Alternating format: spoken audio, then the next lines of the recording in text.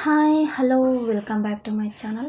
ನಾನಿವತ್ತು ಹುಣಸೆಕಾಯಿಯಿಂದ ತಿಳಿ ಸಾಂಬಾರು ಮಾಡೋದು ಹೇಗೆ ಅಂತ ತೋರಿಸ್ಕೊಡ್ತಾ ಇದ್ದೀನಿ. ಇದು ತುಂಬಾ ಈಸಿಯಾದ ಸಾಂಬಾರು ರೆಸಿಪಿ ಅಂತಲೇ ಹೇಳಬಹುದು. ಒಂದು 5 ನಿಮಿಷದಲ್ಲಿ ರೆಡಿ ಆಗಿಬಿಡುತ್ತೆ.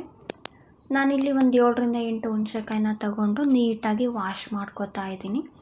ಈ ಹುಣಸೆಕಾಯಿಯಲ್ಲಿ ಧೂಳಿರುತ್ತೆ, ಅದಕ್ಕೋಸ್ಕರ ಈ ವಾಶ್ ಮಾಡಿರೋ ನೀರನ್ನು ತೋರಿಸ್ತಾ ಇದ್ದೀನಿ ಎಷ್ಟು ಧೂಳಿದೆ ಅಂತ. ನೆಕ್ಸ್ಟ್ ಒಂದು ಸ್ಟವ್ನ ಹಚ್ಕೊಂಡು ಒಂದು ಬಾಣಲಿಲಿ ನೀರು ಇಟ್ಕೊಂಡಿದ್ದೀನಿ. ಇದಕ್ಕೆ ಹುಣಸೆಕಾಯಿನ ಹಾಕ್ಕೊಂಡು ಬೇಯಿಸ್ಕೊತಾ ಇದ್ದೀನಿ. ಇದನ್ನು ಒಂದು 5ರಿಂದ 6 ನಿಮಿಷ ಬೇಯಿಸ್ಕೊಂಡ್ರೆ ಸಾಕು, ಬೆಂದೋಗ್ಬಿಡುತ್ತೆ. ಜಾಸ್ತಿ ಏನೋ ಬೇಯಿಸೋದಕ್ಕೆ ಹೋಗ್ಬಿಡಿ, ಹುಳಿ ಎಲ್ಲ ನೀರಲ್ಲೇ ಬಿಟ್ಕೊಬಿಡುತ್ತೆ, ಅದಕ್ಕೋಸ್ಕರ. ನೆಕ್ಸ್ಟು ನಾನಿಲ್ಲಿ ಕೊತ್ತಂಬರಿ ಸೊಪ್ಪು, ಈರುಳ್ಳಿ, ಒಣಮೆಣಸಿನ್ಕಾಯಿ, ಬೆಳ್ಳುಳ್ಳಿ, ಖಾರದ ಪುಡಿ, ಧನಿಯಾ ಪುಡಿನ ತಗೊಂಡಿದ್ದೀನಿ. ಸ್ವಲ್ಪ ಜೀರಿಗೆ, ಚಿಟಿಕೆ ಆಗುವಷ್ಟು ಅರಿಶಿನ ತಗೊಂಡಿದ್ದೀನಿ ಸಾಂಬಾರು ಮಾಡೋದಕ್ಕೆ. ನೆಕ್ಸ್ಟ್ ಒಂದು ಪಾತ್ರೆಯಲ್ಲಿ ತಣ್ಣೀರನ್ನು ತಗೊಂಡು ಈಗ ಹುಣಸೆಕಾಯಿ ಬೆಂದಿರೋ ಹುಣಸೆಕಾಯಿನ ತಣ್ಣೀರೊಳಗಡೆ ಹಾಕೋತಾ ಇದ್ದೀನಿ.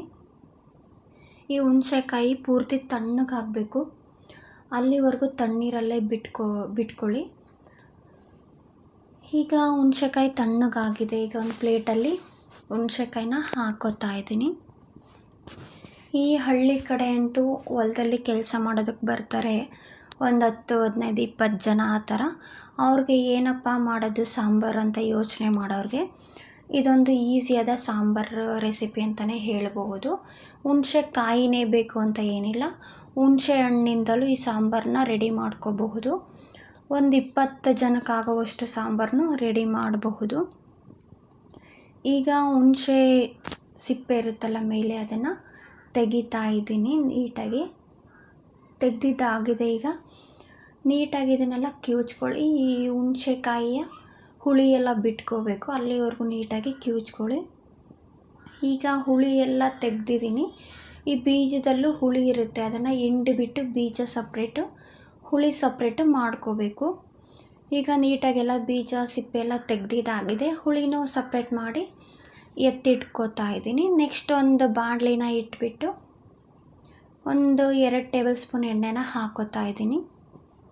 ಎಣ್ಣೆ ಕಾದಾದಮೇಲೆ ಸ್ವಲ್ಪ ಬೆಳ್ಳುಳ್ಳಿ, ಸ್ವಲ್ಪ ಒಣಮೆಣಸಿನ್ಕಾಯಿನ ಹಾಕೋತಾ ಇದ್ದೀನಿ. ಕಟ್ ಮಾಡಿರೋ ಒಣಮೆಣಸಿನ್ಕಾಯಿ, ನಾನಿಲ್ಲಿ 2 ಈರುಳ್ಳಿನ ತಗೊಂಡು ಸ್ಲೈಸಾಗಿ ಕಟ್ ಮಾಡಿ ಹಾಕೋತಾ ಇದ್ದೀನಿ. ನೆಕ್ಸ್ಟು ಇದಕ್ಕೇ ಜೀರಿಗೆ, ಅರಿಶಿನನೂ ಹಾಕ್ಕೊಂಡು ಇದನ್ನು ಮಿಕ್ಸ್ ಮಾಡ್ಕೋಬೇಕಾಗುತ್ತೆ. ನೀಟಾಗಿ ಮಿಕ್ಸ್ ಮಾಡ್ಕೊಳ್ಳಿ. ಫ್ರೈ ಆಗಬೇಕು. ಇದು ಫುಲ್ ಫ್ರೈ ಆಗಬೇಕು ಅಂತ ಏನಿಲ್ಲ, ಅರ್ಧಂಬರ್ಧ ಬೆಂದರೂ ಕೂಡ ಓಕೆ, ಚೆನ್ನಾಗಿರುತ್ತೆ. ಈ ಸಾಂಬಾರು ಕುದಿಯುತ್ತಲ್ಲ, ಆವಾಗ ಬೆಂದೋಗ್ಬಿಡುತ್ತೆ ಈರುಳ್ಳಿ. ನೀಟಾಗಿ ಇದನ್ನು ಫ್ರೈ ಮಾಡ್ಕೊಳ್ಳಿ, ಅಂದರೆ ಚೆನ್ನಾಗೆಲ್ಲ ಮಿಕ್ಸ್ ಆಗಬೇಕು. ಅರಿಶಿನ, ಎಣ್ಣೆ, ಈರುಳ್ಳಿ, ಒಣಮೆಣಸಿನ್ಕಾಯಿ, ಬೆಳ್ಳುಳ್ಳಿ ಇದೆಲ್ಲ ನೀಟಾಗಿ ಮಿಕ್ಸ್ ಆಗಬೇಕು, ಅಲ್ಲಿವರೆಗೂ ಫ್ರೈ ಮಾಡ್ಕೊಳ್ಳಿ. ಈಗ ಫ್ರೈ ಆಗಿದೆ. ಈಗ ಇದಕ್ಕೆ ಹುಳಿನ ಹಾಕೋತಾ ಇದ್ದೀನಿ, ಹುಣಸೆಕಾಯಿಯ ಹುಳಿನ. ಇದನ್ನು ನೀಟಾಗಿ ಮಿಕ್ಸ್ ಮಾಡ್ಕೋಬೇಕು. ಈ ಹುಳಿನ, ಅರಿಶಿನ ಎಲ್ಲ ಫುಲ್ಲು ಮಿಕ್ಸ್ ಆಗಬೇಕು ಈ ಹುಳಿಗೆ, ಅಲ್ಲಿವರೆಗೂ ಮಿಕ್ಸ್ ಮಾಡ್ಕೊಳ್ಳಿ. ನೋಡಿ, ಈಗ ನಿಮಗೆ ಗೊತ್ತಾಗ್ತಿದೆ ಯಾವ ಥರ ಬಂದಿದೆ. ಹುಳಿ ಯೆಲ್ಲೋ ಕಲರ್ ಥರ ಕಾಣಿಸ್ತಾ ಇದೆ, ಅಲ್ಲಿವರೆಗೂ ಮಿಕ್ಸ್ ಮಾಡ್ಕೊಳ್ಳಿ. ಇದು ಕುದೀತಾ ಸ್ವಲ್ಪ ಗಟ್ಟಿ ಆಗ್ತಾ ಹೋಗುತ್ತೆ ಈ ಹುಣಸೆಕಾಯಿಯ ಹುಳಿ. ಇದು ತಳನೂ ಹಿಡಿಯುತ್ತೆ, ಅಲ್ಲಿವರೆಗೂ ನೀವು ತಳ ಹಿಡಿದೇ ಇರೋ ಥರ ಇದನ್ನು ಫ್ರೈ ಮಾಡ್ಕೋಬೇಕಾಗುತ್ತೆ. ನೋಡಿ, ಈಗ ಸ್ವಲ್ಪ ಗಟ್ಟಿ ಆಗ್ತಾ ಇದೆ ಹುಣಸೆಕಾಯಿಯ ಹುಳಿ. ಅಲ್ಲಿವರೆಗೂ ಇದನ್ನು ನೀಟಾಗಿ ಫ್ರೈ ಮಾಡ್ಕೋತಾ ಹೋಗಿ. ಈ ಹುಣಸೆಕಾಯಿಯ ಹುಳಿಯಿಂದ ಎಣ್ಣೆ ಬಿಡುತ್ತೆ, ಅಲ್ಲಿವರೆಗೂ ಫ್ರೈ ಮಾಡ್ಕೋಬೇಕು. ಈಗ ಎಣ್ಣೆ ಬಿಟ್ಟಿದೆ.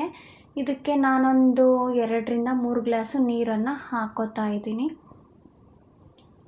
ನೀರನ್ನು ಹಾಕ್ಕೊಂಡು ಇದಕ್ಕೇ ಧನಿಯಾ ಪುಡಿ, ಖಾರದ ಪುಡಿನ ಹಾಕ್ಕೊಂಡು ಮಿಕ್ಸ್ ಮಾಡ್ಕೋಬೇಕು.